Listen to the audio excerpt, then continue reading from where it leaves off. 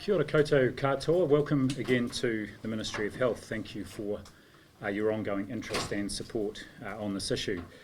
So earlier today, the Ministry of Health confirmed a fourth positive test to COVID-19 in New Zealand. This positive result is for a New Zealand citizen in his 30s and is the partner of the second case announced earlier this week. Immediate details of the case history of the Auckland couple who recently arrived home from northern Italy were outlined on Tuesday. Further contact tracing is underway for this individual and close contacts are already in self-isolation. This man has already been in self-isolation at home since Wednesday. He has appropriate clinical support from Public Health and District Health Board staff. As I've said earlier on, self-isolation at home is an appropriate response for people with mild to moderate symptoms as recognised by the World Health Organization. He does not require hospital level care and neither does anybody else in the family home. I can also advise that this confirmed case attended the Tool concert at Spark Arena in Auckland last Friday night, the 28th of February, when he may have been infectious. He was in the general admission standing area in the front left-hand quadrant. So, we encourage all people who were in the general admission standing area to be aware of the symptoms of COVID-19. I should add that everybody in New Zealand should be aware of the general symptoms of COVID-19, and they are very well detailed on the Ministry of Health website. If people are concerned, we encourage them to contact Healthline's dedicated COVID-19 number 0800 358 5453. Now, I should say that those people who were in the standing area are casual contacts. They are not close contacts, they are casual contacts. The advice is that they just be aware, as everybody should be, of the symptoms of COVID-19. Our advice is the risk is very low for all others who attended this concert. There is very good advice on our website regarding mass gatherings, and please do check the Ministry of Health website for that. This relates not just to this event, but for anyone attending other events, for example, like the Ironman, which is in Taupo this weekend. I want to repeat earlier advice about medical centres, as there has been continued media interest in naming centres with positive cases. There is no need to name centres. We do not want the public to be concerned about visiting their general practices for routine visits. We want people who need health care to be able to attend their general practice and not be concerned about attending. If someone has visited a centre and is considered to be at risk, as part of our ongoing contact tracing, they will be contacted by public health officers. Those officers will determine if there is any risk to both staff or other people who may have been at the centre at the time, and appropriate contact tracing and action will be undertaken as required. There has also been questions around naming other places of interest linked to cases, such as employers. We would name those places if it is necessary as part of the wider public health response. In cases to date, employers are being advised directly by local public health officials over the appropriate actions they may need to take, and anyone considered a close or casual contact is given appropriate information. We would make the employer or other place public if it was to assist with the public health response. The Ministries of Health and Education continue their support for students and schools involved linked to confirmed cases where there may be a contact who has been at those schools. All students identified as close contacts of confirmed cases are at home in isolation and they continue to have no symptoms. We do not believe there is any current risk to staff or students in any of the schools that we have talked about over the last 2 days. Testing, we've now completed 212 negative tests, and we obviously have the 4 positive tests. A number of tests are underway today. I don't have the exact number, but as is the same every day.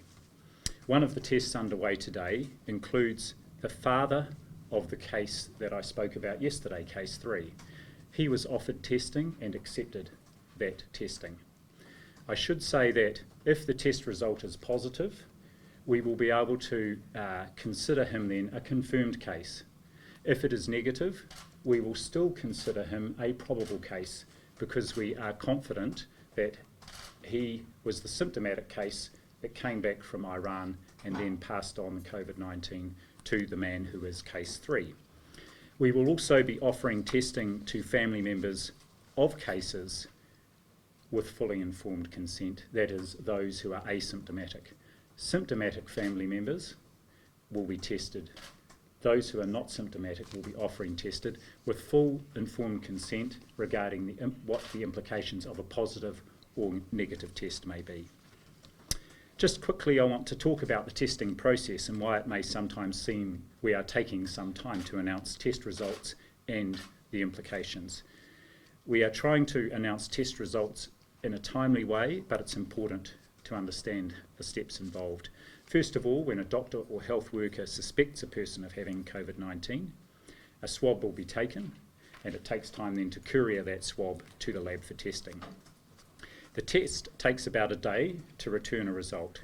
Generally speaking, results for the previous day come in the early evening. So tests that are taken today would, after 10 o'clock, are run tomorrow, and we get the results in the early evening. If the case is positive, the lab then has to contact and notify the diagnosing doctor and the local medical officer of health. The local medical officer of health then notifies the Ministry of Health. Importantly though, the diagnosing doctor and the local PHU, Public Health Unit, work together to inform the case and their whānau of the positive test. There is then a very thorough, systematic interview undertaken with the case to get information about where they have been, places they may have travelled, which might include flights or other public transport, events they may have been at, and so on. Contact tracing begins quickly, starting with the close contacts. The initial close contacts, of course, are other family members. A reminder that close contacts involve a situation where someone comes into close proximity with someone which is regarded as closer than a metre for more than 15 minutes. In the case of air travel, as you know, close contacts are people who were in the same row of seats, 2 rows in front and 2 behind.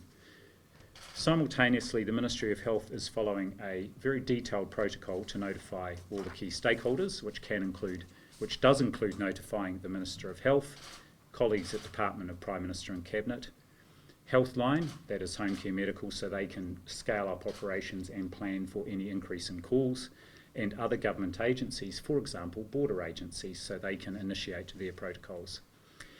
We also have obligations under the international health regulations to notify the WHO and the national focal points of other countries if there are people who are close contacts and who may have travelled on to those countries. And finally, of course, our health and emergency services colleagues need to be notified so they can put in place mechanisms to keep their staff safe. Healthline had another very big day yesterday, and they continue to scale up their staff numbers to deal with the interest there is there. Just to remind callers to reserve Healthline for people with health concerns.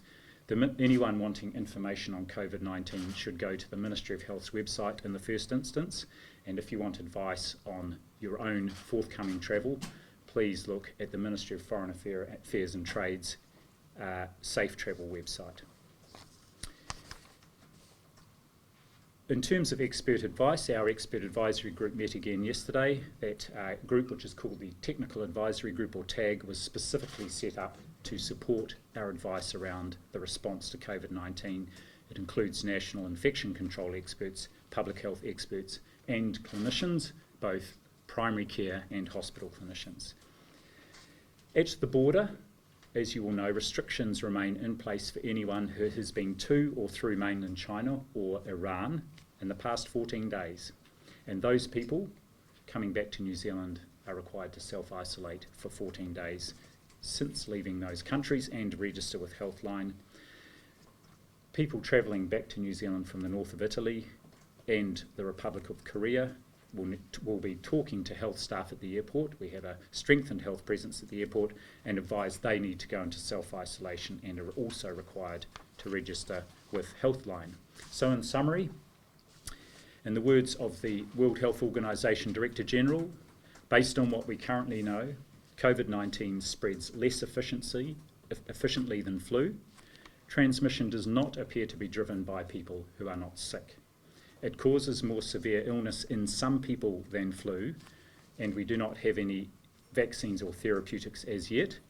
We treat people according to the symptoms they have, and it can be contained, which is why we must do everything we can to contain it.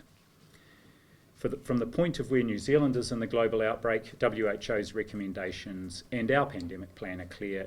It includes active case finding. We want to find cases. Finding cases indicates success, not failure. It's fundamental for our effective public health response and to protect the community. I want to thank everybody for the work they are putting in to help with this response.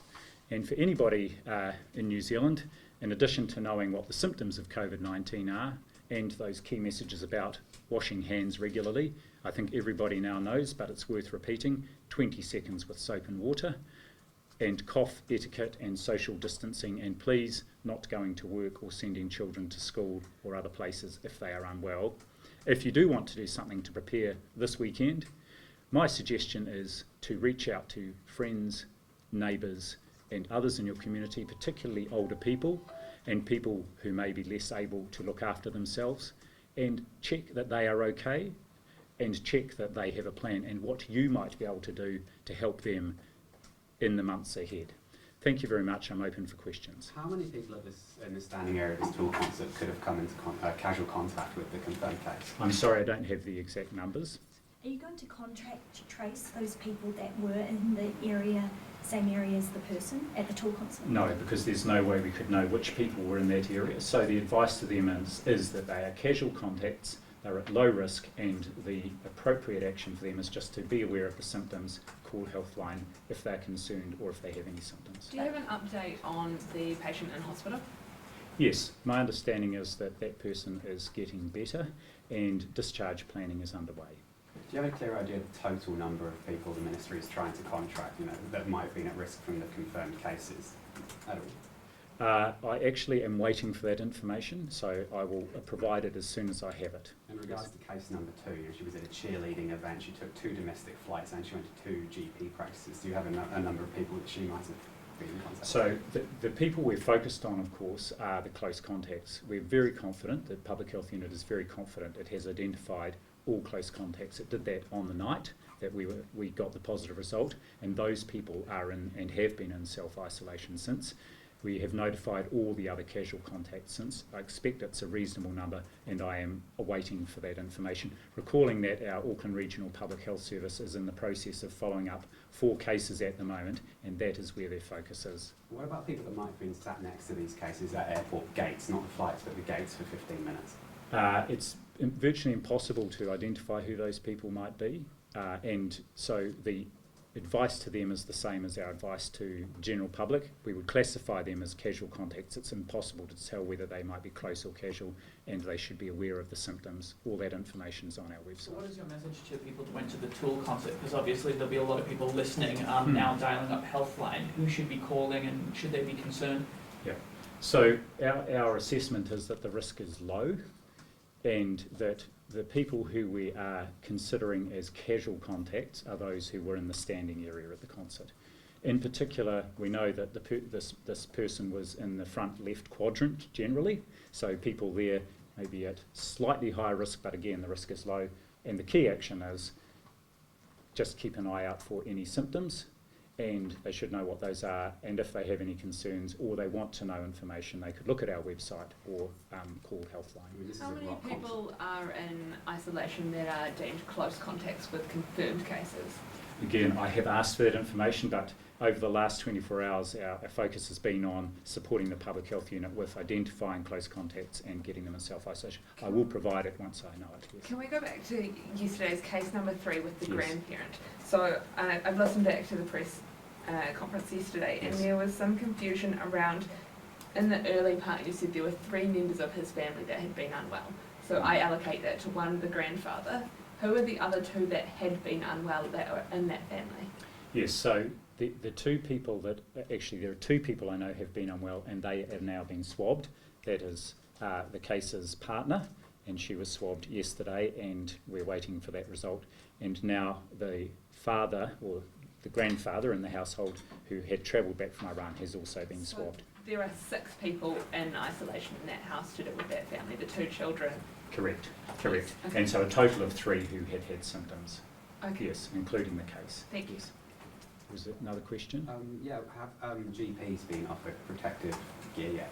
Oh, absolutely. In fact, we've gone to great pains to work with DHBs and primary health organisations to ensure that early this week, every practice had PPE, or as we call it, in the practice. There were some that didn't, and we're concerned they all now have it. I'm very, very confident of that, and we've been very active in ensuring that's the case. There's been some international reports of 2 different strains of the coronavirus, COVID-19. Yes, an initial report out of China suggesting that there was a slightly different strain, an initial strain in Wuhan, and then a slightly different strain elsewhere. I read the report on that. It's very early findings and needs further investigation to see if there's anything to that. But it doesn't change the public health and medical response. What's the ministry's advice ahead of a lot of big events? You've got one there, there's graduation, there's the mosque anniversary, which I heard this morning there's 80,000 people gathering to attend. What is the ministry's line there? So the first piece of advice is if anyone is symptomatic with an influenza-like illness or a cold, then they should not attend those events, because that is the best way to protect others. The second is for people attending those events, please do look at the advice on our website around attending mass gatherings, and please do just follow those basic hygiene precautions, particularly the hand washing. NZMA has expressed some concern, expressed concern some medical clinics could close due to not enough staff being able to operate safely. What support is being given to general practitioners? So we've had primary care general practitioners involved in our planning right from the start, and the NZMA, Kate Baddock, has raised these issues with us, so we've got some work underway just to look at how we can support primary care practices. Of course, the first thing is we've made sure they've all got PPE. The second thing is reiterating that message that anyone with symptoms that thinks they may be due to COVID-19, for example, a travel history, should ring ahead to the practice and not just turn up and or ring Healthline. This person in the steel mill in Auckland, which case is that? Is this case number 4? I'm not quite sure what you're talking about. Steel NZ have put out things today warning that one of their workers is one of the confirmed cases. Which one of these? Right. So my understanding is that was case 3, who's the person we talked about yesterday, and so saying that person does not work in the wider mill, and all the close contacts of that person were contacted immediately on the evening when we got the result and are in self-isolation. Do you know anything about the case of the mountain bikers from Italy? Are they in self-isolation on Ministry of Health orders? So my understanding is they're, with the help of the Italian embassy here, and also with the company that was leading the tour, that those people are in self-isolation. Yes, that's my understanding. Are you able to provide more details as to where the grandparent or father of case number 3 and that man were? Because they were in New Zealand and became unwell for a significant period before there was a confirmed case of COVID. Yeah, so just with respect to the grandfather who returned from Iran, his symptoms were very mild, and he had undertaken a long journey and quite jet lagged, so my understanding is he was largely at home, but we have followed up any close contacts and or casual contacts there to make sure that we've assessed the risk properly. So they hadn't travelled far, and all the travel they had done was in private vehicles. Okay. I'm hearing from suppliers that DHBs have been panic buying or increasing their reserves in terms of PPE gear and masks and stock like that. Is that well, I think there's a difference between panic buying and judiciously increasing their reserves. So I wouldn't be surprised if they're increasing their reserves and making sure there are reserves. I should say that we have got our own mask producing factory here in New Zealand, and it's underway with and it can produce about 1 million extra masks a month. There's 2.5 million on back order underway, and we also have the 18 million already in a reserve stock. That's on top of what DHBs may have had already. The total number of people you're trying to contact, just going back to this, are we talking the hundreds or are we talking thousands? Oh, hundreds. So and recalling there are these two distinct groups. So the close contacts actually would be, I think, much lower than that, but we will get the numbers across the total. Of course, the casual contacts, especially if you add in, for example, the concert, the tour concert, that could be up in the hundreds, but again, they're at very low risk, and it's just being aware of the symptoms and knowing what to do if they become symptomatic. And can I just reiterate, for whatever the forthcoming gathering or event might be, if people are not well, then they shouldn't be turning up because they are putting others at risk. The WHO, their latest report they just put out an hour ago still says there's only 2 confirmed cases in New Zealand. What's sort of the information sharing that the Ministry has with the WHO? Yeah, it's quite a formal process of notification, and it does take time. Of course, it depends on, we notify, but then it depends on the number of cases they're having to enter in the system at their end. We saw with the second case they were pretty rapid at doing that. Probably a little bit of a backlog now for the third and fourth case. My last question is just the children. There's 4 involved with direct confirmed cases. Are they still all They're still symptom-free, and they were symptom-free when they were at school, so they were contacts, not cases, and not likely to be spreading the infection. Do you know how many people were at this cheerleading event as well for case number 2? Sorry, I don't know. Thank you very much. I really appreciate your ongoing support and interest. Thank you.